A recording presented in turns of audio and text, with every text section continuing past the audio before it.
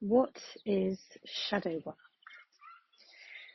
So, shadow work is really about becoming whole as a person. That's really the outcome of it. And shadow work itself is about identifying the parts of you that have been pushed down, pushed away, suppressed, repressed, so that they can be brought in back into your life. So these things that have been pushed away were probably pushed away at a young age, often before we're 7. That's because we really do learn how to fit in with society whilst we're young. It can happen also up until we're teenagers. But we're learning what to do to fit in, what's right, what's wrong. And parts of us that we feel are wrong get pushed away. So, for example, if you were told putting yourself first was selfish and was frowned upon, that's something that perhaps got pushed into your shadow.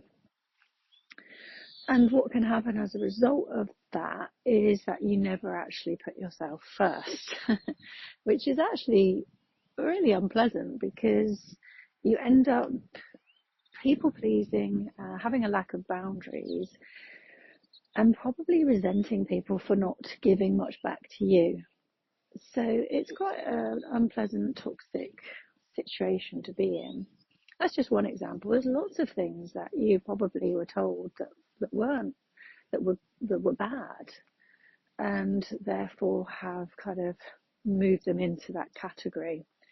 And do anything you can not to have that trait. And you don't even know that you're doing it because a lot of this is unconscious. You don't realize that you've already chosen it as being bad. What actually happens is that people then trigger your shadow. And so what you'll see is particularly friends and family, ones that are close to you, are very good at triggering this because they will trigger you. And you will think, so taking that example, perhaps selfishness, they will trigger it. So let me tell you, if, for example, you're with someone, a friend, who's particularly selfish, who always puts themselves first, who doesn't think of you, thinks of themselves, and does things that aren't very considerate, that is going to trigger you. You're going to really not like that. You're going to really dislike it because you've already flagged it as being bad. The truth of it is that actually what you need to do is incorporate more of that selfishness into your life. You don't have to do this the whole, go the whole hog. You just need to bring elements of that in that are right for you.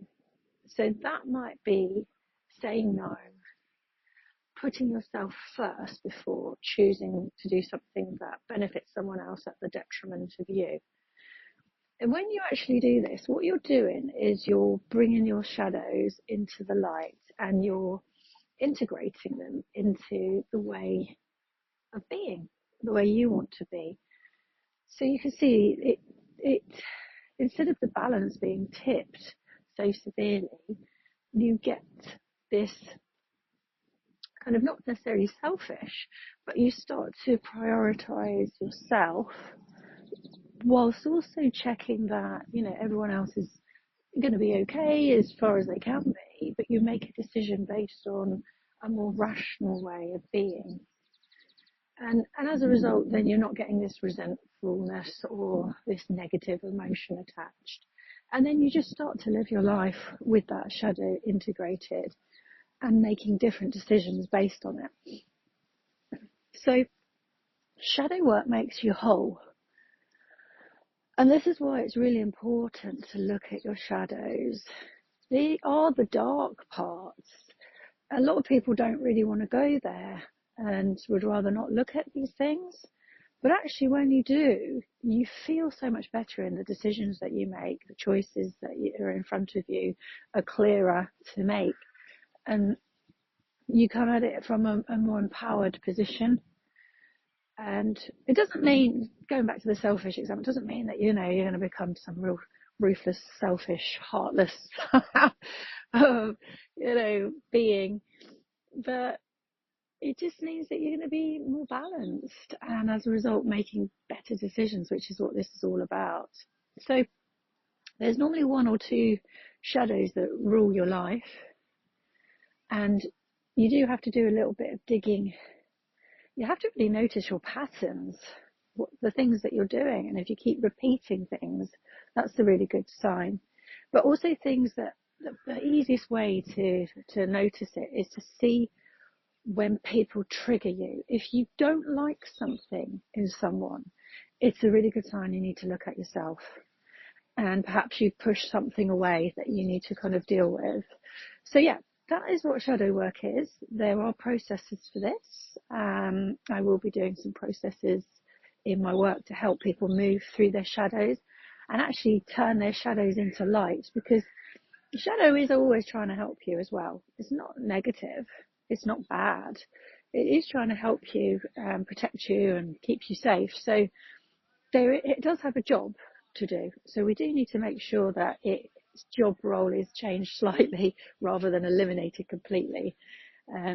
So yeah, there's definitely tools that we can use, that I use in my coaching, that can help you with your shadows. But definitely first start by looking at, what is it that triggers me? Does this keep happening? And if so, it's a really good clue as where you need to start.